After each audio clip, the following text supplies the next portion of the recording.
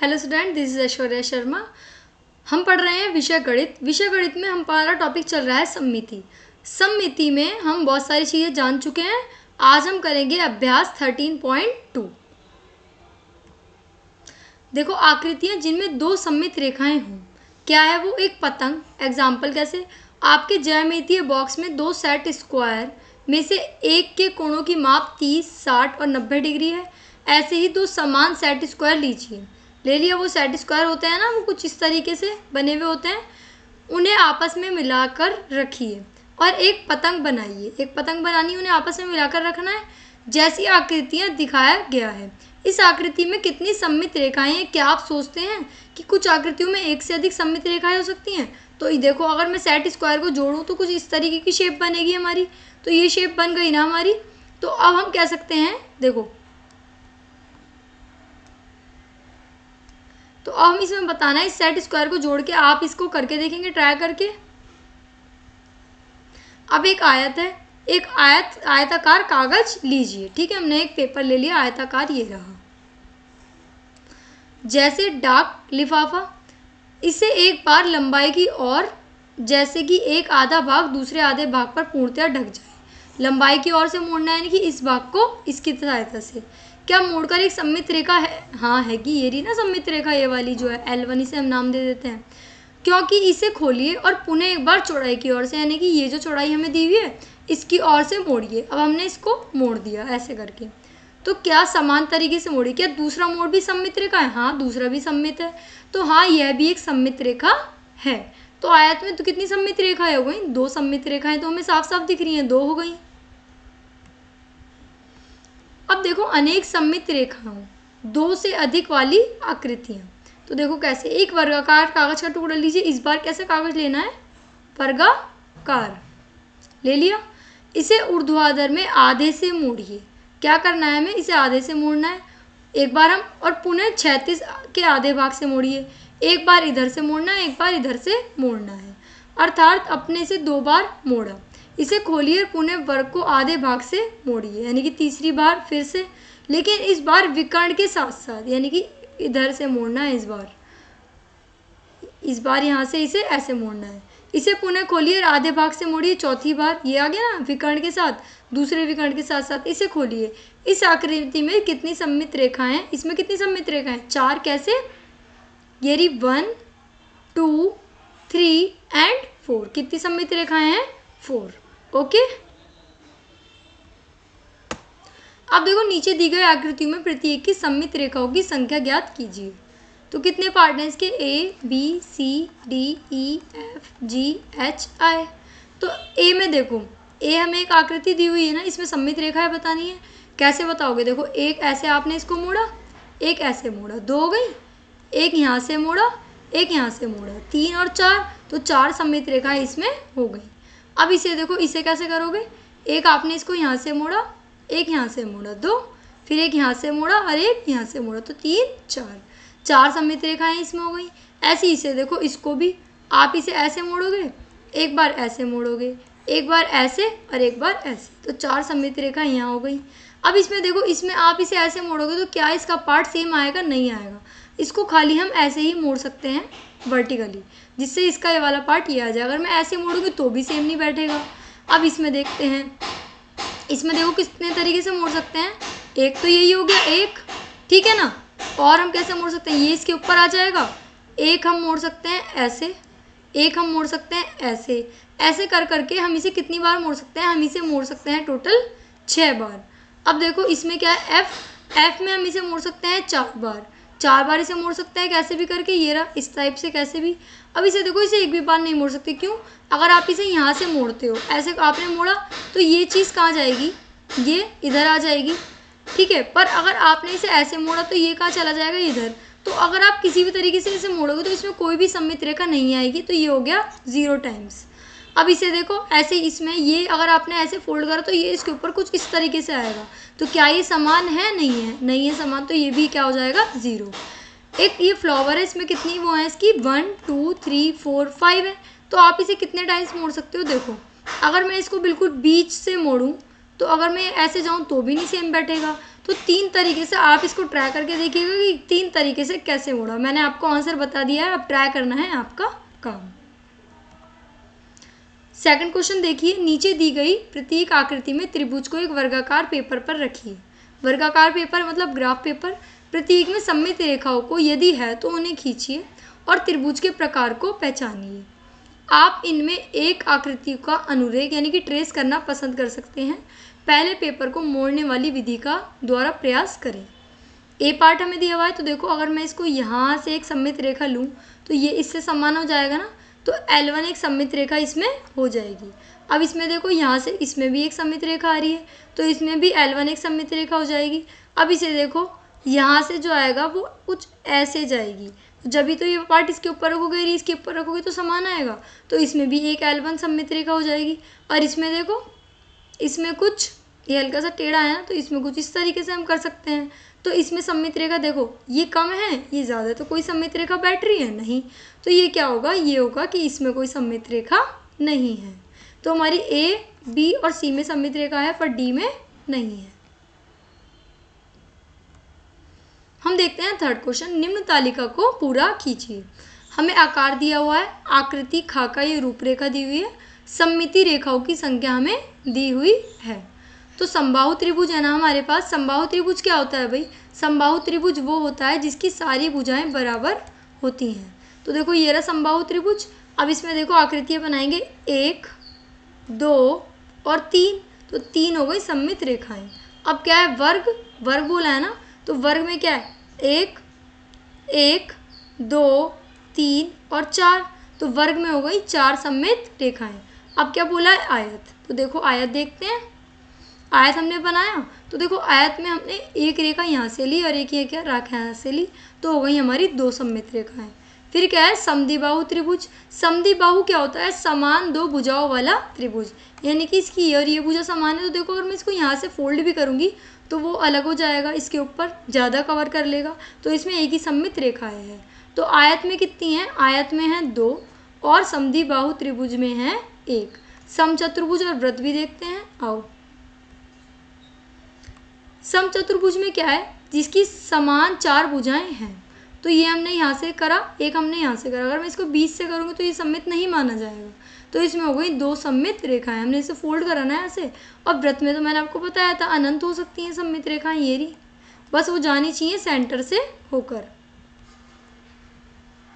चतुर्भुज में कितनी हुई, समचतुर्भुज में 2, कितनी हुई 2, और वृत्त में कितनी होती हैं, इनफाइनाइट यानी कि अनंत। अब फोर्थ क्वेश्चन हम यहाँ देखेंगे, क्या आप एक ऐसा त्रिभुज बना सकते हैं जिसमें केवल एक ही सममित रेखा हो, या केवल 2 ही सममित रेखाएं हो, या 3 ही सममित रेखाएं हो, या कोई सममित रेखा न हो। प्रतीक में आकृति की रूपरेखा बनाइए, यानी कि खाका यानी कि रूपरेखा बनाइए। तो ये पार्ट कह रहे हैं कि सममित रेखा केवल एक हो, तो एक रेखा किसमें होती है, हमने कई बार ये क्वेश्चन पढ़ा, हमने कंक्लूजन निकाला था कि एक रेखा होती है समद्विबाहु त्रिभुज में। और मैंने कई बार आपको ये समझा भी दिया है कि ये यहाँ से जा रही है, यहाँ से जा रही है, तो एक ही रेखा है सममित, ये रही। तो हाँ, समद्विबाहु त्रिभुज में केवल एक ही सममित रेखाएं हो सकती है। केवल 2 ही सममित रेखाएं हो, 2 ही सममित रेखाएं तो नहीं, ऐसा त्रिभुज संभव। अब यहाँ देखो त्रिभुज, ये चीज़ आपको ध्यान रखनी है, सममित रेखाएं 2 तो त्रिभुज में आयत में भी हो सकती हैं, पर क्या हमसे आयत पूछा है, नहीं, हमसे पूछा है त्रिभुज, तो त्रिभुज में नहीं, ऐसा त्रिभुज संभव नहीं है। अब देखो सी पार्ट में केवल 3 ही सममित रेखाएं हो, हाँ 3 तो हो सकती हैं। समबाहु त्रिभुज में ये रहा ना एक त्रिभुज, ये एक ऐसा त्रिभुज जिसकी सारी भुजाएं समान होती हैं, 6, 6 और 6, तो एक रेखा ये हो गई, एक रेखा ये हो गई और एक ही रेखा ये हो गई। तो पर ये जानी चाहिए एक ही पॉइंट से, L1, L2 और L3 हाँ समबाहु त्रिभुज में हो सकती हैं। और कोई सममित रेखा न हो तो देखो विषमबाहु त्रिभुज जो होता है ना, मान लो ये 4, ये 5 और ये 6, तो इसमें कोई भी सममित, क्योंकि अगर मैं इसको यहाँ से ब्रेक करूँगी तो देखो ये पार्ट कम है ये ज़्यादा है, मैं यहाँ से ब्रेक करूँगी तो ये कम है ये ज़्यादा है, तो कोई भी इसमें सममित रेखा नहीं होगी। तो हम कह सकते हैं केवल एक ही सममित रेखा किस में होगी, समद्विबाहु त्रिभुज में। 2 सममित रेखाएं किसी भी त्रिभुज में नहीं होंगी। 3 सममित रेखाएं किस में होंगी, समबाहु त्रिभुज में जिसकी सारी भुजाएं समान है। और कोई भी सममित रेखा नहीं होगी विषमबाहु त्रिभुज में। अब देखिए फिफ्थ क्वेश्चन, एक वर्गांकित पेपर पर निम्न की रूपरेखा बनाइए। आपके लिए सहायक होगा यदि आप पहले सममित रेखा खींचें और उसके बाद आकृति को पूरा करें, क्योंकि एक बार सममित रेखा अगर हमने खींच दी तो उसके बाद तो सेम आकृति रह जाएगी ना। तो एक त्रिभुज जिसमें क्षैतिज सममित रेखा हो तो परंतु ऊर्ध्वाधर सममित रेखा न हो। तो ये रहा एक त्रिभुज, इसमें कैसी सममित रेखा है, क्षैतिज है ना, ये रही लेटी हुई सममित रेखा, ऊर्ध्वाधर नहीं होनी चाहिए। तो देखो इसको हम इसके पार्ट के ऊपर रखेंगे और इस पार्ट को इस पार्ट के ऊपर रखेंगे तो सेम ये बिल्कुल आएगा। अब बी में देखो एक चतुर्भुज जिसमें क्षैतिज और ऊर्ध्वाधर दोनों ही सममित रेखाएं हों, ये हमने चतुर्भुज बनाया, ये रहा, तो एक ये रहा और एक ये रहा। विकर्ण नहीं बोला इन्होंने, विकर्ण वाला किस में आता है, विकर्ण वाला आता है वर्ग में, ठीक है। अब इन्होंने बोला है कि खाली क्षैतिज और ऊर्ध्वाधर ही हो। एक चतुर्भुज जिसमें क्षैतिज सममित रेखा हो परंतु ऊर्ध्वाधर ना हो। अब देखो क्षैतिज तो है ये खड़ी हुई पर ऊर्ध्वाधर नहीं है, क्यों, अगर हम इसे ऐसे डिवाइड करेंगे तो क्या होगा, ये इसके ऊपर जाएगा, ये इसके ऊपर जाएगा, ऐसे सेम रहेगा, नो, तो ये भी नहीं होगा। अब देखो डी पार्ट, एक षटभुज जिसमें केवल दो ही सममित रेखाएं हों। षटभुज है ना जिसमें दो सममित रेखाएं हों। देखो पहले काउंट करो, 1 2 3 4 5 6 7 8, ये तो अष्टभुज है। हमसे क्या बोला था, षटभुज। एक बार दोबारा काउंट कर लेते हैं, कोई गलत तो नहीं कर लिया। 1 2 3 4 5 6 7 8, षटभुज नहीं हमें बनाना था यहाँ, षटभुज है। तो इस क्वेश्चन में आप कर लो अष्टभुज, क्या कर लेते हैं, अष्टभुज। अष्टभुज में देखो ये कितनी सममित रेखाएं, 1 और 2, और षटभुज बनाना होता तो हम कैसे बनाते,